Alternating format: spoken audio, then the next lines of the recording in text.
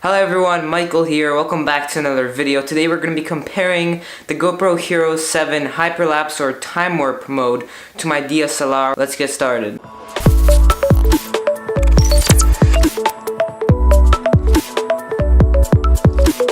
So here's the GoPro Hero 7. It's the newest GoPro. It just came out a couple of weeks ago and it's a fairly brand new camera. I got it for Christmas and today we'll be testing a new feature, which is the TimeWarp mode. So I'm gonna go to a location with my DSLR and this camera, and I'm gonna shoot a hyperlapse with both cameras, and then we're gonna take a look at which one turned out, and I'll decide which camera I will use for my future hyperlapses.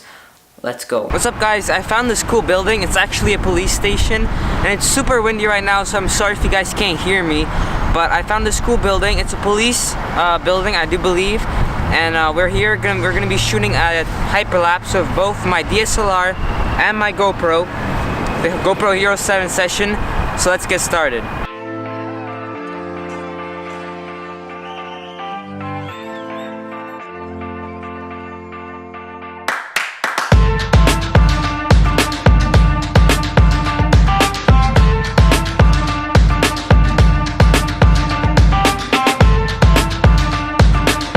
Alright guys, so I've got this footage on my computer now. I've edited, I've color graded everything, so everything is on my computer. Now I can take a look at this footage. Obviously you guys already saw it.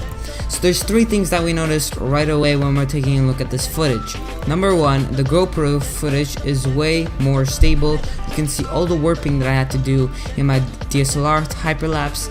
You can see that I used warp stabilizer, the sky, you know, it warps, and you can clearly see that the GoPro hyperlapse is way more stabilized and it looks just so much better. The second thing that you notice is that the GoPro has a wider field of view than the DSLR. That's because the GoPro only lets you record in the wide setting.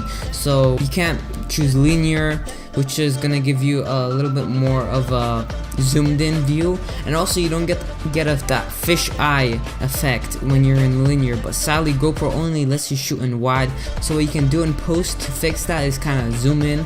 I guess you can kind of get rid of that fisheye, and but you will lose quality, which is the only bad part that I see in this. And the third thing that you notice is that the GoPro one is a little slower. The hyperlapse is a little slower, and that's my bad. I accidentally recorded this on times 15. If you don't know, in the settings of the TimeWarp, you can go in and change how fast you want it to be. There's like 10, 15, 30, and 30 I do believe is the fastest, and 30 will give you the best hyperlapse results. It is actually also even more stable than, apparently it's more stable than 15, 10 and stuff like that, and it's also the fastest. It will give you the best hyperlapse looking video. I did this on 15, which is my bad. So I've been thinking about this. I've been watching the footage over and over and really trying to decide which footage will look better. On one hand, the DSLR is more zoomed in on the object, so you can see less. You are focused on the object. DSLR has better quality. If I pause in the middle of the video, you can see some pixelation in the GoPro footage on the grass, but that's no big deal because this clip does move pretty fast. You won't notice it unless you pause the video.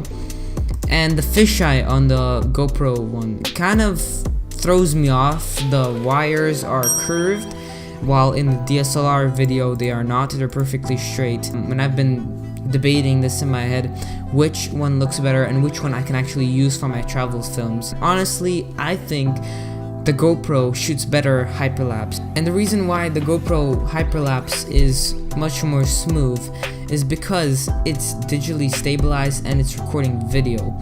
I'm taking pictures with my camera. I take a picture, take a step to the side, snap another picture, take a step, focus on the same point again, take a picture, take a step, and that is time consuming. If I want to shoot a hyperlapse on my DSLR, it is very time consuming. The GoPro is way more time efficient when it comes to shooting a hyperlapse. I'm definitely gonna use the GoPro Hero 7 to shoot this hyperlapse. I'm officially switching over to the GoPro to film my hyperlapses. I don't know about you guys, but if you have a Hero 7, if you're planning on getting a Hero 7 and you want to use this new TimeWarp feature, I definitely recommend using your GoPro to shoot a hyperlapse, unless Unless you're obviously happy with the way that your hyperlapses look with the DSLR, then honestly it's not up to me to decide what you should what camera you should use to shoot a hyperlapse. So that is it for this video. I hope you guys enjoyed it. If you guys learned anything new, then subscribe and or like this video, and I'll see you guys in the next video. Peace out. Girl, you're pushing my limit. You're so good.